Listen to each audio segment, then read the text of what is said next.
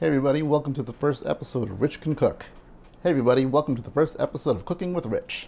Hey everybody, welcome to the first episode of Rich Eats. No. Hi everybody, welcome to the first episode of Eat Rich.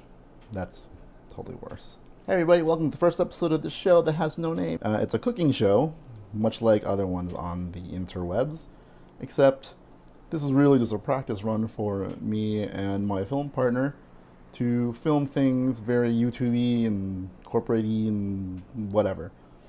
Unfortunately, because of the coronavirus, hashtag stay home, Tom is not here. So I'm doing this by myself, which defeats the purpose, but I felt like doing this anyway because I had to cook dinner, and I figure the premise of the show is to show you guys how to cook very simple things with stuff you probably already have in your pantry. And given that I have not, and because I have very little in my pantry, I'm going to show you what I can do with very little. Originally, this first episode was supposed to be me cooking a box of macaroni and cheese and souping it up with some chili.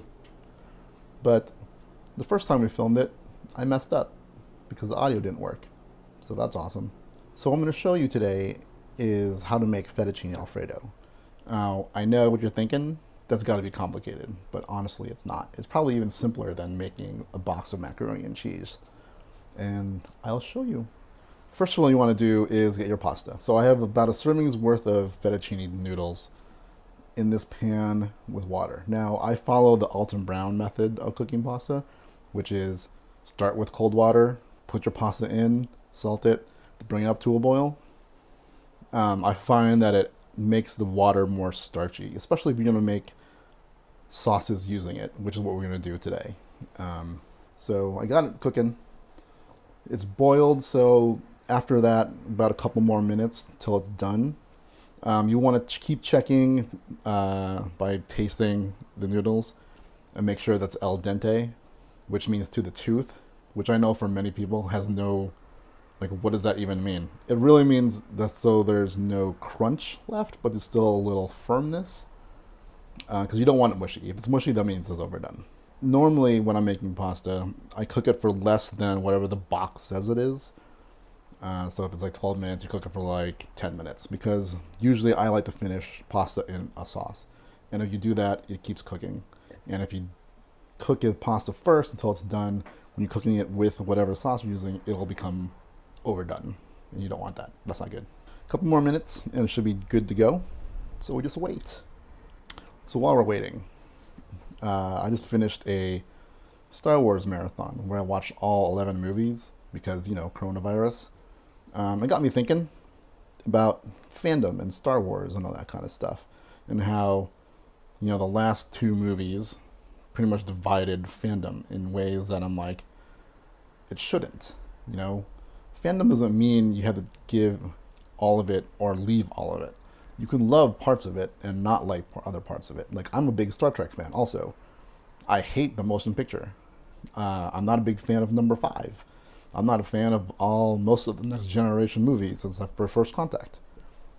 Doesn't mean all of a sudden I hate Star Trek. I still love Star Trek. You know, I didn't like Enterprise, but I loved Next Generation and Deep Space Nine. Voyager's okay. Same thing with Star Wars. Like, everyone pretty much loves the original trilogy.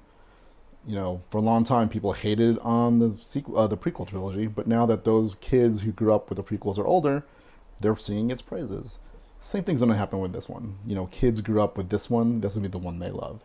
But the thing is, like, you don't have to sit there and let the world know you hate The Last Jedi, or you hate The Rise of Skywalker, or that you hate Kathleen Kennedy because you hate girls. It's stupid. You know, hating Ryan Johnson, the actors, anything. It's like, you don't like it, fine. Doesn't mean they have to die like some people do. You know, I've seen YouTubers who dedicate the last 2 years to making sure you remember that they hate Ryan Johnson, or that they think Kathleen Kennedy is pushing some kind of social justice agenda. They are not. All right, just get over it. Move on. Bother another fandom or something. Otherwise, you're just wasting your time. Who wants to live a life like that? I don't. I want to cook. Speaking of, let's go taste the pasta. You just want to take a noodle. It's good. Now I'm putting it back because I'm the one eating it, so it doesn't really matter if I get my cooties on it. So at this point, you want to save some of the pasta water. This is important. It's called liquid gold. I don't know who calls that that. But what you're doing is saving this really starchy water that comes from the pasta. And this is what's going to help build your sauce. Whether it be Alfredo sauce or even for like tomato sauces. You can even do this when you're making the boxed macaroni and cheese if you don't have milk. Ain't that cool? I usually save more than I need just in case. But for this, since it's one single serving, you only need like a quarter of a cup, really. Probably even less. So we'll take this off the heat and drain it. All right, so while it's draining, you want to prepare the sauce. First thing you want to do is heat up the butter. I got about 2 tablespoons worth of butter. Cut it in cubes so it melts easier. What you don't want to do is burn it, so put it on like a medium-high heat. Let it melt. You kind of want to watch it. You don't want to walk away. Because once it melts, you want to add the pasta in. And seriously, who's the dude who like made like 30 million YouTube videos claiming that Rian Johnson's like the devil incarnate? Like, one is sufficient, all right? You don't have to make 30 of them in the span of 2 days. There's one dude who's like, new Disney CEO hates Rian Johnson. New CEO has words for Rian Johnson. New CEO is going to end Rian Johnson. All right, so it's all melted. Add in your pasta. You want to swirl that around. And coat it.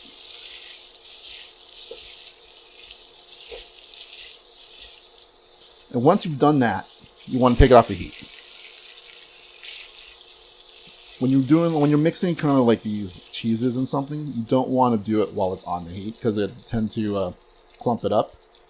Also, when you're making this, you want to make sure you have enough fat. So this was 2 tablespoons worth of butter. If you made more, obviously you need more butter. So if you don't have enough fat in here, then when you add the cheese, it's just going to clump up also. So I have about, I don't know, maybe a quarter cup of cheese. You can add more if you want, but then, like I said, you would need more butter and probably a little bit more water. But this is to be sufficient. And then you want to add a little bit of the pasta water. Then you want to stir. Now, if you hear that, it sounds like it's creamy, right? Does that sound like when you're making macaroni and cheese? That whatever sound. So this actually looks like it's good. Nice and coated. I don't like my fettuccine like super saucy. I just like enough to coat it because I don't want it swimming in this stuff. So this is good. I think we are done. See how simple that was? You can do this at home. It's so good. There's an alternative dish called cacio e pepe. Now it's the same kind of steps, except you use a different cheese and a lot of pepper. Speaking of pepper, I'm going to add some. This will be a little bite. Yes, this is a lightsaber. So before this, I also chopped up a little bit of parsley for garnish. I know what you're thinking. Did you just put your plate on your burner? Yes, I did. Because it's an induction burner. Because it doesn't heat the thing. It actually heats, I don't know, you can look it up. It doesn't do what you think it does. I'm going to add some chopped parsley for garnish. Make it all pretty. And there you go. Fettuccine Alfredo.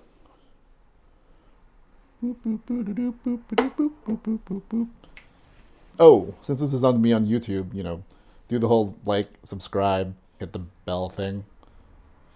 I will be doing more of these. I have to make dinner later tonight, so I'll probably make something then. Maybe another one tomorrow. So the content will keep coming, and then Tom and I have some things cooked up, and our friend Maz has some stuff too, I think. So stay tuned. We'll catch you next time.